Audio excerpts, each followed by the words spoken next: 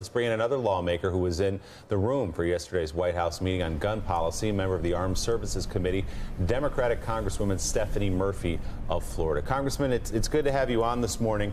Were you surprised? I'll put the same question to you as I just put to Senator Toomey by some of the ideas that a Republican president, Donald Trump, who's taken a good deal, $30 million or so of money from the NRA over the course of his campaign, some of the proposals he put out that sounded to an awful lot of people like a gun control agenda. You know, I was really heartened by what the president said and some of the commitments that he made to see this through to the end. I represent a district in Central Florida that was deeply affected by Pulse, and I will tell you that my constituents in Florida want to see us take action. And you know, this might be a Nixon goes to China moment for Trump. He might be the only president who can help us advance some common sense gun safety measures because, as Senator Toomey said, nobody believes he's trying to take away everybody's guns.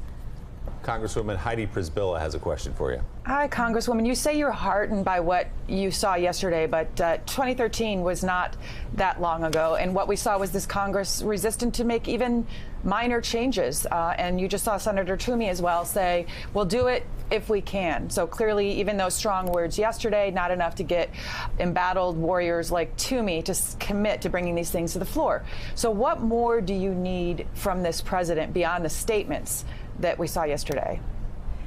You know, I think we're living in a different moment than 2013. When you see corporations putting people over their profits, it's well past time that elected officials put people over their politics.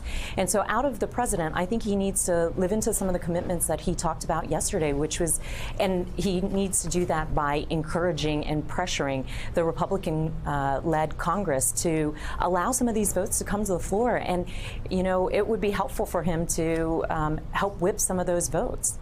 Congresswoman, I don't think most people know your backstory, which is you mentioned it briefly, the Pulse shooting nightclub, which was you were a businesswoman, a business consultant who witnessed what happened in Orlando there in your district, had no previous experience in politics and got into the race and won, pushing the issue of guns.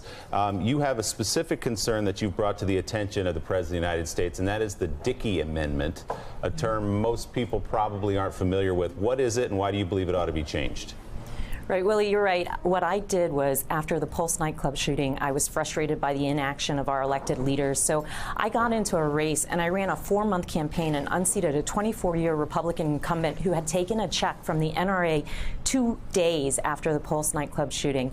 And so I care deeply about this issue, and I've put forward a bill called the Gun Violence Research Act. It repeals the Dickey Amendment, allows the CDC and other federal agencies to research gun violence. This is a public health crisis, and we need the facts and the research and the data to cut through the polarized and ideological conversations that we're having about gun violence so that we can actually get to real common sense solutions for the American people. All right, Congresswoman Stephanie Murphy of Florida, obviously knowledgeable and passionate on this issue. We appreciate your time this morning. We'll talk to you again. Thanks so much.